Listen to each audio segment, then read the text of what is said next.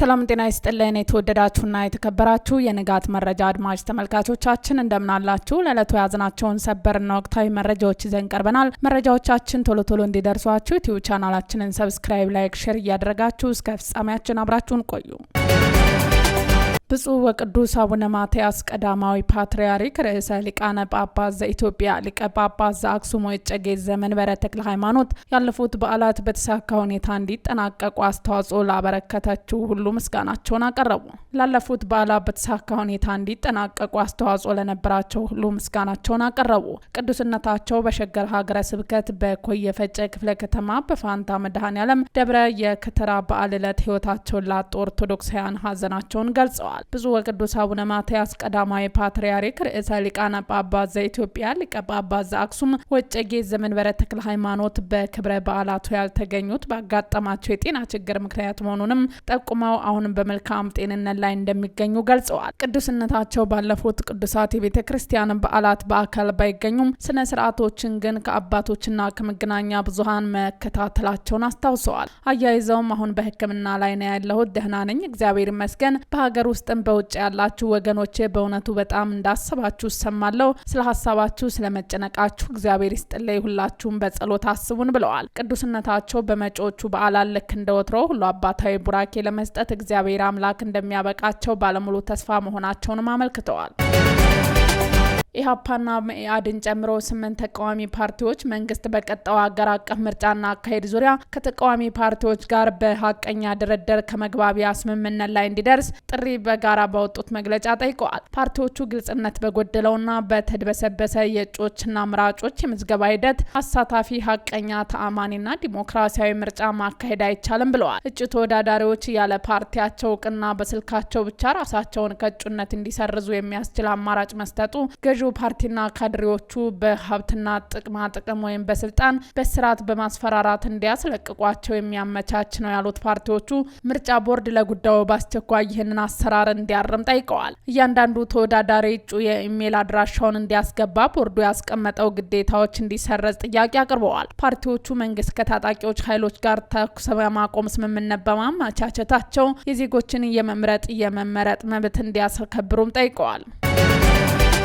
ውጭ ጉዳይ ሚኒስተር ጌዲዮን ጢሞቲሞስ የዘጋቢነት ፍቃዳቸው በተሰረዘባቸው የዶቼ ቬላ የኢትዮጵያ 2 ዘጋቢዎች እጣ ፋንታ ዙሪያ ጣልቃ መግባት አልቻሉም አሉ። ጌዲዮን ጉዳዩ ተጠሪነቱ ለሕዝብ ተወካዮች ምክር ቤት የሆነው የመገናኛ ብዙሃን ባለስልጣን እንደሚመለከት በመግለጽ ጣልቃ መግባት እንደማይችሉ የተናገሩት ትናንት ከጀርመናቻቸው ዮሐንስ ቫይድል ጋር አዲስ አበባ ውስጥ ጋዜጣዊ መግለጫ በሰጡት ወቅት የዶቼ ቬላ ጋዜጠኛ ላቀረቡላቸው ጥያቄ በሰጡት መልስ መሆኑን ዶቼ ቬላ ዘግቧል። ሆኖም ጌዲዮን የመገናኛ ብዙሃን ይዞታን የሚመለከት ዓለም አቀፍ ተቋማትና የፕሬስ ነጻነት ተሟጋች ድርጅቶች እንደ ኢትዮጵያ ባሉ ሀገር ውስጥ ያሉ ስሱነትና ሁኔታ ከግምት ውስጥ በማስገባት አለባቸው በማለት መናገራቸውን ጣቢያው ጠቅሷል። ሁሉም የሚዲያ ተቋማትና ጋዜጠኞች በኢትዮጵያ ዙሪያ የሚሰሯቸው ዘገባዎች ግጭትና ሁከት ሊያስነሱ እንደሚችሉ እንዲያጤኑ መንግስታቸው እንደሚያበረታታም ጌዲዮን አሳስበዋል። የኢትዮጵያ መገናኛ ብዙሃን ባለስልጣን የጣቢያ የትግራይና የአማራ ክልል 2 ዘጋቢዎች ፍቃዳቸውን በቋሚነት የተነጠቁት ባለፈው ወር ነበር።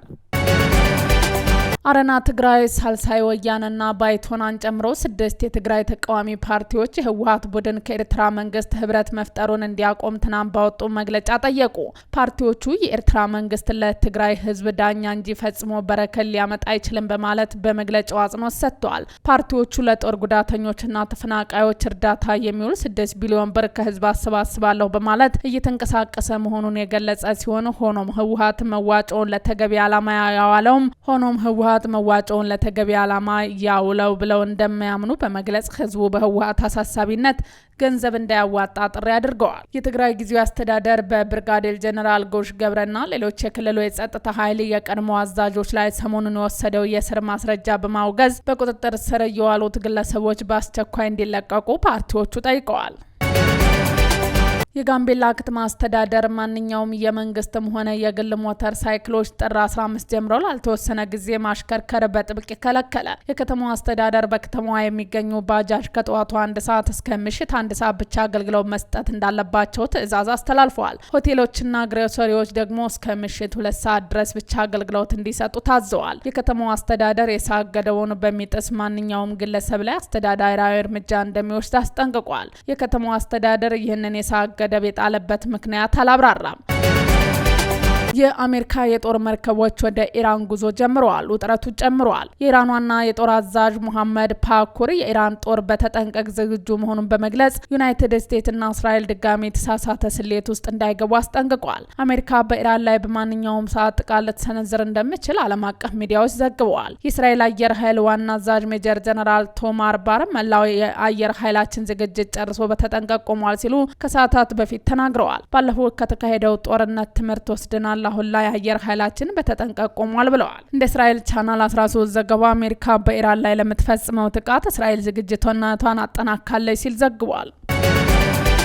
አረና ትግራይ፣ ሳልሳይ ወያነና ባይቶናን ጨምሮ 6 የትግራይ ተቃዋሚ ፓርቲዎች የህወሓት ቡድን ከኤርትራ መንግስት ህብረት መፍጠሩን እንዲያቆም ትናንት ባወጡ መግለጫ ጠየቁ። ፓርቲዎቹ የኤርትራ መንግስት ለትግራይ ህዝብ ዳኛ እንጂ ፈጽሞ በረከት ሊያመጣ አይችልም በማለት በመግለጫው አጽንኦት ሰጥተዋል። ፓርቲዎቹ ለጦር ጉዳተኞችና ተፈናቃዮች እርዳታ የሚውል 6 ቢሊዮን ብር ከህዝብ አሰባስባለሁ በማለት እየተንቀሳቀሰ መሆኑን የገለጸ ሲሆን ሆኖም ህወሓት መዋጮውን ለተገቢ ዓላማ ያዋለውም መዋጮውን ለተገቢ ዓላማ ያውለው ብለው እንደማያምኑ በመግለጽ ህዝቡ በህወሓት አሳሳቢነት ገንዘብ እንዳያዋጣ ጥሪ አድርገዋል። የትግራይ ጊዜያዊ አስተዳደር በብርጋዴር ጀነራል ጎሽ ገብረና ሌሎች የክልሉ የጸጥታ ኃይል የቀድሞ አዛዦች ላይ ሰሞኑን የወሰደው የእስር ማስረጃ በማውገዝ በቁጥጥር ስር የዋሉት ግለሰቦች በአስቸኳይ እንዲለቀቁ ፓርቲዎቹ ጠይቀዋል። የጋምቤላ ከተማ አስተዳደር ማንኛውም የመንግስትም ሆነ የግል ሞተር ሳይክሎች ጥር 15 ጀምሮ ላልተወሰነ ጊዜ ማሽከርከር በጥብቅ ይከለከለ። የከተማው አስተዳደር በከተማዋ የሚገኙ ባጃጅ ከጠዋቱ 1 ሰዓት እስከ ምሽት 1 ሰዓት ብቻ አገልግሎት መስጠት እንዳለባቸው ትዕዛዝ አስተላልፈዋል። ሆቴሎችና ግሮሰሪዎች ደግሞ እስከ ምሽት 2 ሰዓት ድረስ ብቻ አገልግሎት እንዲሰጡ ታዘዋል። የከተማው አስተዳደር የሰዓት ገደቡን በሚጥስ ማንኛውም ግለሰብ ላይ አስተዳደራዊ እርምጃ እንደሚወስድ አስጠንቅቋል። የከተማው አስተዳደር ይህንን የሰዓት ገደብ የጣለበት ምክንያት አላብራራም። የአሜሪካ የጦር መርከቦች ወደ ኢራን ጉዞ ጀምረዋል። ውጥረቱ ጨምረዋል። የኢራን ዋና የጦር አዛዥ ሙሐመድ ፓኩር የኢራን ጦር በተጠንቀቅ ዝግጁ መሆኑን በመግለጽ ዩናይትድ ስቴትስና እስራኤል ድጋሚ የተሳሳተ ስሌት ውስጥ እንዳይገቡ አስጠንቅቋል። አሜሪካ በኢራን ላይ በማንኛውም ሰዓት ጥቃት ልትሰነዝር እንደምችል ዓለም አቀፍ ሚዲያዎች ዘግበዋል። የእስራኤል አየር ኃይል ዋና አዛዥ ሜጀር ጀነራል ቶማር ባር መላው የአየር ኃይላችን ዝግጅት ጨርሶ በተጠንቀቅ ቆሟል ሲሉ ከሰዓታት በፊት ተናግረዋል። ባለፈው ከተካሄደው ጦርነት ትምህርት ወስደናል። አሁን ላይ አየር ኃይላችን በተጠንቀቅ ቆሟል ብለዋል። እንደ እስራኤል ቻናል 13 ዘገባ አሜሪካ በኢራን ላይ ለምትፈጽመው ጥቃት እስራኤል ዝግጅቷን አጠናክራለች ሲል ዘግቧል። ውድ አድማጭ ተመልካቾቻችን የዛሬ ዜናዎቻችን እነዚህን ይመስሉ ነበር። አብራችሁን ስለነበራችሁ ከልብ እናመሰግናለን። መልካም ቀን።